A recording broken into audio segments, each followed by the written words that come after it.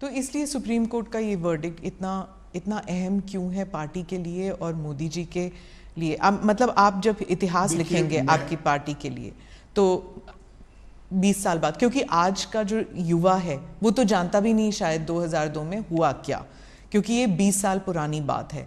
तो आज के युवा जब ये देखेंगे तो उस दिन क्या हुआ, उन 3 दिनों में क्या हुआ, क्या आपको अब कोई रिग्रेट्स हैं और अब आप क्या देखते हैं इस सुप्रीम कोर्ट के वर्डिक्ट को? पहले एक बात समझ लीजिए, आज का युवा नहीं जानता है ऐसा आप कह सकते हो।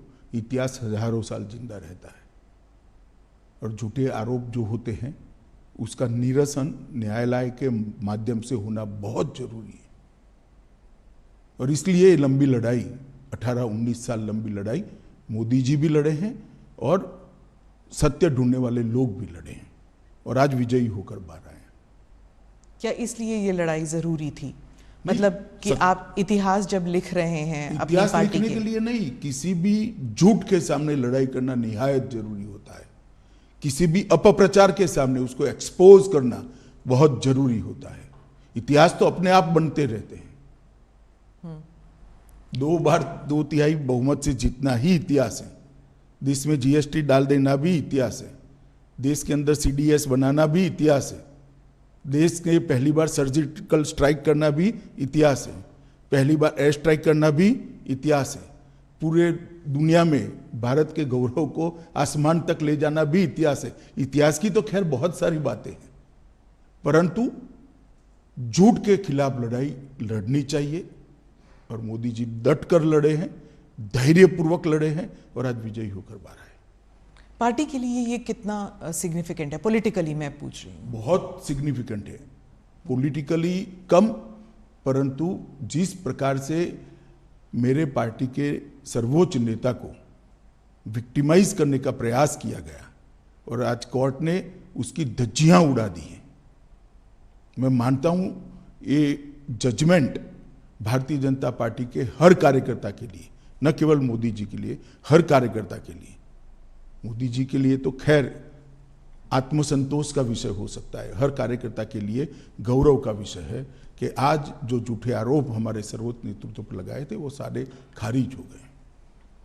सर, गुजरात लेबोरेटरी ये एक टर्म बन गया था कि जो गुजरात में जो एक्सपेरिमेंट किया गया, यानी कि बिना मुसलमानों के सरकार हम बना सकते हैं, बिना मुसलमानों के वोट के हम सरकार बना सकते हैं, और अगर मुसलमान ज़रा सा इधर या उधर हो जाए, लाइन पे ना चले, तो दंगे करा सकते हैं। ये एक गुजरात एक्सपेरिमेंट और गुजरात लेबोरेटरी करके जो अपोजिशन पार्टीज कहते हैं कि बीजेपी जो है ये इसको एक पॉलिटिकल साइंस बना दिया है उन्होंने, और वो हर राज्य में इस्तेमाल करती है। देखिए, अब जैसा जिस कलर के ग्लास का चश्मा पहनेगी ऐसा दिखाई पड़ेगा। पीले पहनेगी तो पीला दिखाई पड़ेगा, काले पहनेगी तो काला दिखाई पड़ेगा। ये देखने का नजरिया है। गुजरात मॉडल जरूर बना है। देश में हमने सबसे पहले 24 घंटा बिजली हर गांव में पहुंचाने का काम किया, वो एक मॉडल है।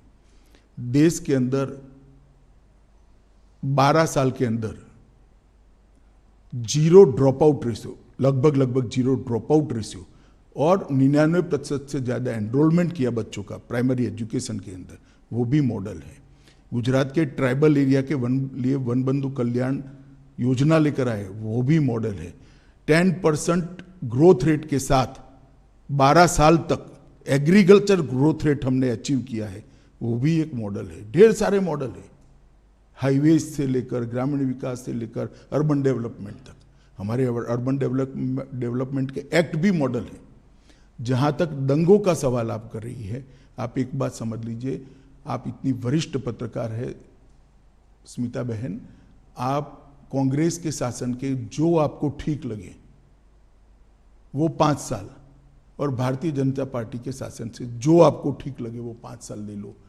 कितने घंटे कर्फ्यू रहा, कितने लोग मारे गए, कितने दंगे हुए और दंगे का ड्यूरेशन क्या था, कंपैरिजन कर लीजिए तो मालूम पड़ जाएगा कि दंगे किसके शासन में ज्यादा हुए। और दूसरी बात, ये दंगा होने का मूल कारण गोधरा की ट्रेन को जला देना था। 60 लोगों को, 16 दिन की बच्ची को माँ की गोद में बैठे हुए जिंदा जलते हुए मैंने देखा है। मेरे हाथ से अग्नि संस्कार किया है मैंने गोता गांव में। इसके कारण दंगे हुए थे, और आगे जो दंगे हुए हैं वो पॉलिटिकली मोटिवेटेड थे।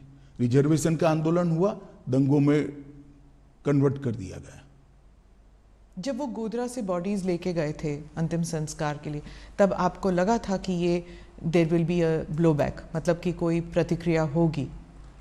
देखिए, उस वक्त किसी को सोचने की सुध बुध ही नहीं थी, इसलिए क्योंकि सबसे बड़ा प्रश्न ये था कि जो 59 लोग मारे गए हैं, इनके परिवार को उनका अंतिम संस्कार भी न करने देना।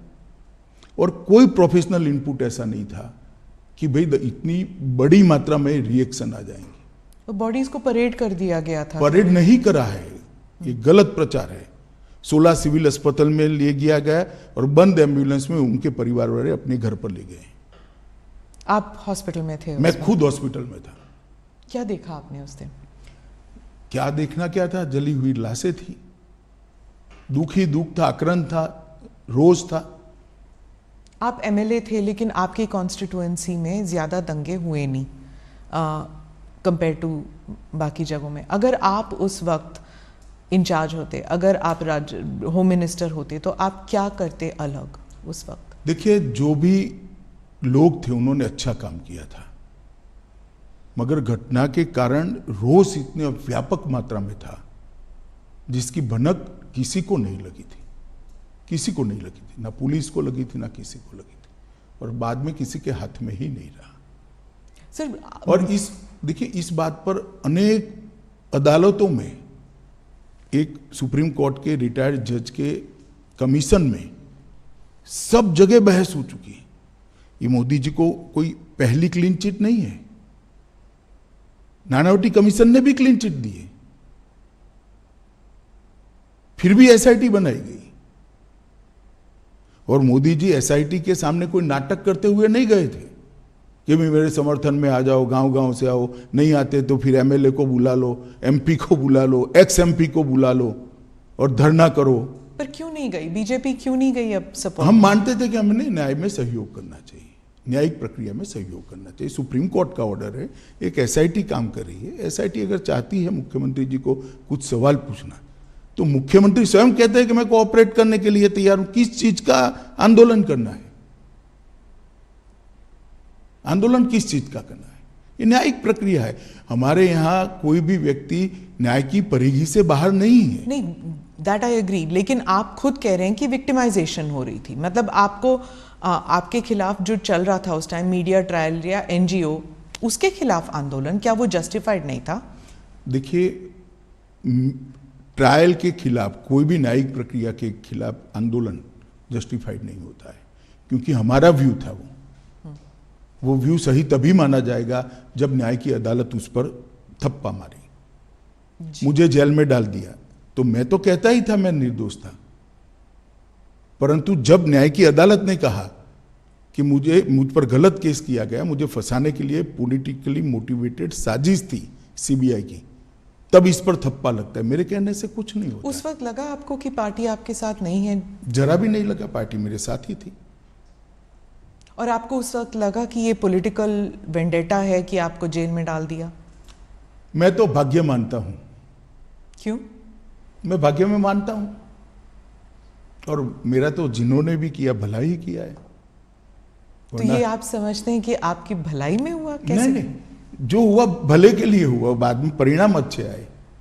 आपको क्या लगा उस वक्त जब आप जेल में थे? तो कुछ नहीं लगता था, मैं लड़ाई लड़ने का निर्णय आपको पता था कि आप बाहर निर्दोष निकल आए? जी, आज के इंटरव्यू का विषय मेरा केस नहीं है। आज के इंटरव्यू का विषय एक इतने बड़े पोटेंशियल लीडर पर, एक राज्य के मुख्यमंत्री पर। आप दोनों साथ थे सर, इसलिए मैं पूछ रही हूँ। 20 साल से आप दोनों एक साथ हैं, गुजरात से लेकर यहाँ तक, दिल्ली तक आना। आप दोनों लोग मोदी जी के साथ है 25-25 साल से, 40-40 साल से। इस केस में खास केस में नहीं, भारतीय जनता पार्टी के कार्यकर्ता है नाते।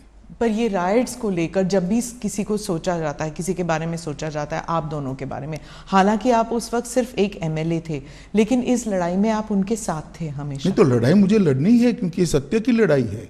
मेरी पार्टी पर आरोप लगे, मेरे नेता पर आरोप लगे, मैं क्यों नहीं लड़ूंगा?